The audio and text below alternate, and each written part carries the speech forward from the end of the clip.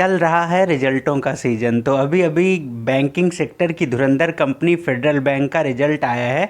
तो कैसा रहा रिजल्ट, चलिए जानते हैं।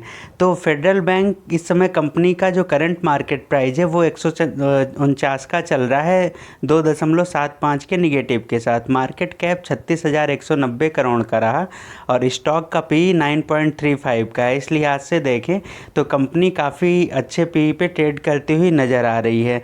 कंपनी की बुक वैल्यू 105 की है, तो इस लिहाज से कंपनी अपने बुक वैल्यू के आसपास ही ट्रेड करती हुई नज़र आ रही है, तो ये भी एक पॉजिटिव साइन हो जाता है। कंपनी का ROCE 5.91 का है, ROE 15.3 का है और फेस वैल्यू 2 का है।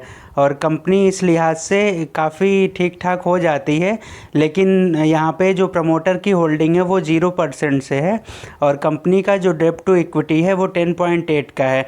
तो बैंकिंग सेक्टर की कंपनी है तो यहाँ पे डेब्ट होना थोड़ा सा लाजमी हो जाता है।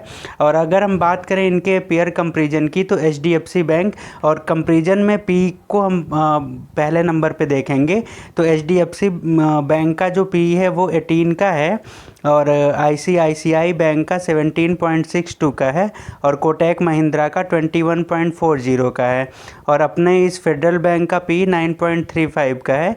तो इस लिहाज से कंपनी काफ़ी अच्छे वैल्यूएशन पे ट्रेड कर रही है और इस कंपनी का जो पी काफ़ी नॉमिनल है और सारे जितने भी इनके पीयर में बैंक्स हैं उनके पी में सबसे ज़्यादा लो पे PEC का ट्रेड कर रहा है, तो इस लिहाज से शेयर अच्छा हो जाता है।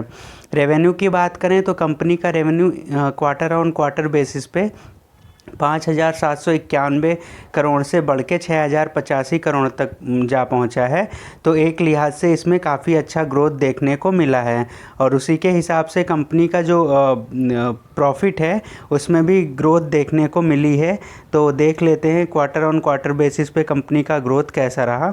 तो नेट प्रॉफिट जो निकल के आया वो पिछले क्वार्टर में 1,007 करोड़ का था और इस क्वार्टर में 1,067 करोड़ का है। तो यहाँ पे लगभग 60 करोड़ का अप मोमेंट देखने को मिल रहा है प्रॉफिट में। तो कंपनी अपने कामकाज के लिहाज से बेहतर प्रदर्शन करती हुई नज़र आ रही है। अब इसको हम ईयर ऑन ईयर बेसिस पे भी कंपैरिजन कर लेते हैं। तो दिसंबर 2022 में 4,698 करोड़ का रेवेन्यू जनरेट किया था और वो दिसंबर 23 में 6,085 करोड़ का रेवेन्यू हो जाता है। तो इस लिहाज से कंपनी के रेवेन्यू में ज़बरदस्त ग्रोथ देखने को मिल रही है। ईयर ऑन ईयर बेसिस पे रेवेन्यू में तो ज़बरदस्त उछाल देखने को मिला है और ये क्वार्टर ऑन क्वार्टर बेसिस पे भी बेहतर रहा है। और ईयर ऑन ईयर प्रॉफिट की बात करें तो जो प्रॉफिट पहले 856 करोड़ का था वो अब बढ़ के 1,067 करोड़ का हो गया है दिसंबर 2023 में।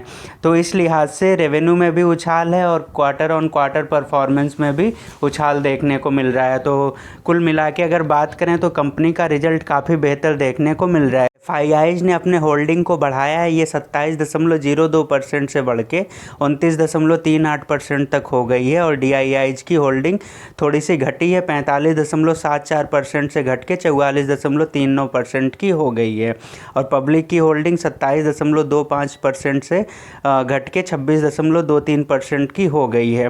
तो इस लिहाज से कंपनी का परफॉर्मेंस की अगर बात करें तो काफ़ी बेहतर परफॉर्मेंस होता हुआ नज़र आया है। तो आने वाले ट्रेडिंग सेशंस में इस रिजल्ट का अच्छा इफ़ेक्ट जो है कंपनी के शेयर प्राइस में भी देखने को मिलेगा। धन्यवाद।